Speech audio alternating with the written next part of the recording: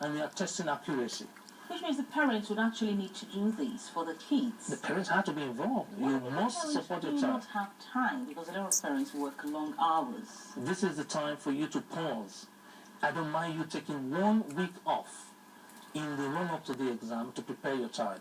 Because if you don't take the 1 week off, the child may lose out. And that is what's so painful to me when I see children losing out by 4 marks or by 3 marks. That child with a little bit of practice will be able to get in.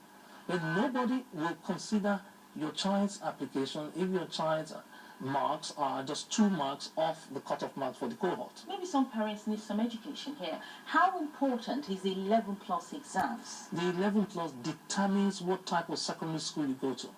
If you're successful in your 11 plus, you're likely going to end up in a grammar school, which is equivalent to a scholarship of about £100,000. Now, if you're unsuccessful, God forbid, you're likely going to end up in a non-selective comprehensives. Now, non-selective comprehensive, by default, do not score as high at the GCSE level than grammar schools. Grammar schools end up scoring 95% pass rate, 98% pass rate. Most comprehensive schools end up scoring 45 and 50% pass rate. So the gap is so massive that every single sane person would want their son or daughter to go to a grammar school, or at least go to an independent school. But those independent schools will still require this body of knowledge. So it's too important. It's a competition day. It's what is going to determine the fate of your child for the next 5 years, between the ages of 11 and 16. And they are the most formative years in any child's development, in anybody's development. Whatever you expose a child to between the ages of 11 and 16 will then become the de facto thinking of the child.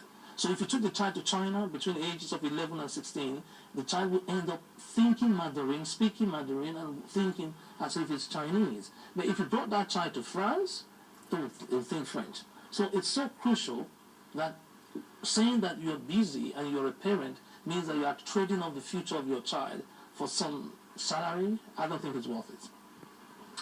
Rajen, let's look at those who have just graduated from grammar school and have made the decision to go to a private college.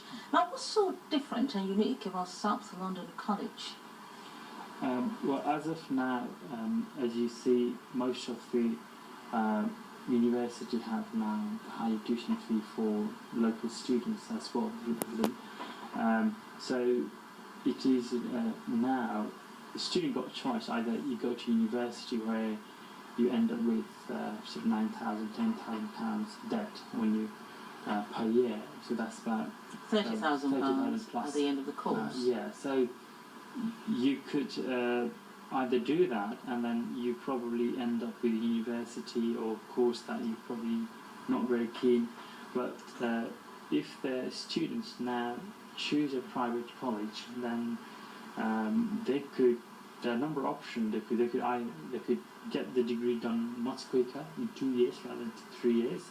The other option, or the other benefit of being in private college would be they will pay much less to get a degree in private college through the private college sector because on average tuition fees are about £6,000 per year in private college sector, where it's 10,000, 9,000 in the state university. Although you don't pay the fee up front at the university, but if you go to the private college, you actually save a lot of money, so you end up not being in debt when you come out from degree. So there are this new concept which we need to sort of educate students now. Okay, the option for you now is to go to the private college system where this is more effective, more focused, and then most cost-effective solution.